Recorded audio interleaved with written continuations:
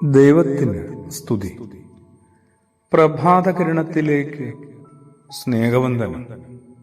ഭാഗം 2365. ഇന്ന് ജൂൺ മാസം 22-ാം തീയതി, 173-ാമത്തെ ദിവസത്തിലെത്തി. ഇന്നലെ പിതൃദിനമായിരുന്നല്ലോ, അപ്പൻ ദിവസം. അതിൻ്റെ ഒരു വിചാരത്തിൻ്റെ, ആ ഒരു വ്യാകുലതയുടെ തുടർച്ച തന്നെയാണ് ഈ പുലരി. അപ്പൻ വിചാരമൊക്കെ ഇത്രത്തോളം വ്യാകുലപ്പെടുത്തുന്നുണ്ടോ?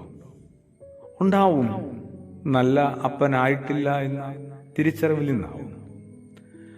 നല്ല അപ്പനെ കിട്ടിയിട്ടില്ല എന്ന സങ്കടത്തിൽ നിന്നും പരാതിയിൽ നിന്നുമാവും.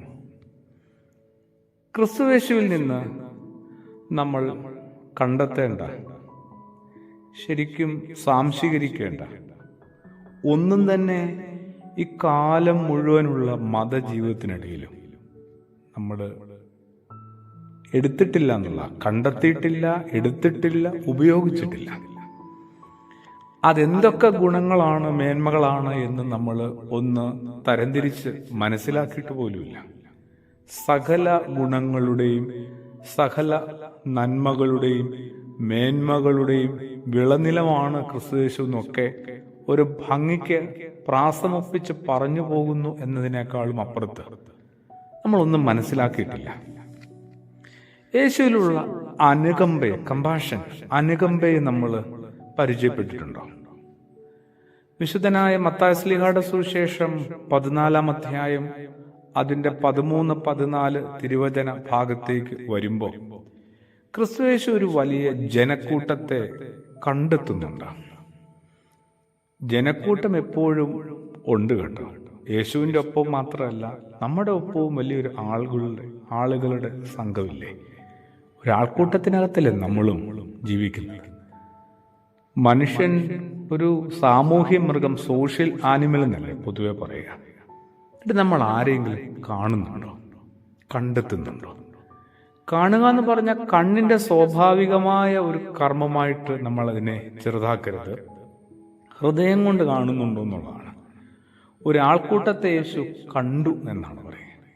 അവരോട് അനുകമ്പ തോന്നിയെന്നും കൂടി നമ്മൾ വചനഭാഗത്ത് വായിക്കുന്നു.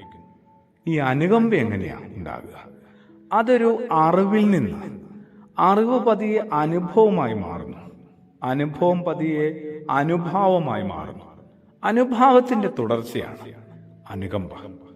ക്രിസ്തു അനുയായി എന്ന നിലയിൽ മറ്റു മനുഷ്യരോട് എന്തുമാത്രം അനുകമ്പ എനിക്ക് തോന്നിയിട്ടുണ്ട്, എന്തുമാത്രം അനുകമ്പയാർന്ന പ്രവർത്തനങ്ങൾ, ശുശ്രൂഷകൾ ഉണ്ടായിട്ടുണ്ട്. ആത്മീയത എന്ന് പറയുന്നത് അത് വാക്കുകൾ കൊണ്ട് മാത്രമുള്ള ഒരു അഭ്യാസമായി മാറിയ എല്ലാ കാലത്തും എല്ലാവരും തിരിച്ചറിയേണ്ടത് ഒരു കാര്യമുണ്ട്. അത് കർമ്മം കൊണ്ടുകൂടി, പ്രവൃത്തി കൊണ്ടുകൂടി പൂർത്തീകരിക്കേണ്ട ഒന്നല്ലേ. ഒരപ്പൻ എന്ന നിലയിൽ അപ്പൻ ഭാവം എല്ലാ മനുഷ്യരുടെയും ഉള്ളിൽ ഉണ്ടാകേണ്ടതുകൊണ്ട്, ഉണ്ടായിരിക്കേണ്ടതായതുകൊണ്ട് കുറച്ചുകൂടി നമ്മൾ അനുകമ്പയുള്ള മനുഷ്യരായി മാറിയേ മതിയോ. പ്രാർത്ഥനയോടുകൂടി. ആമേൻ.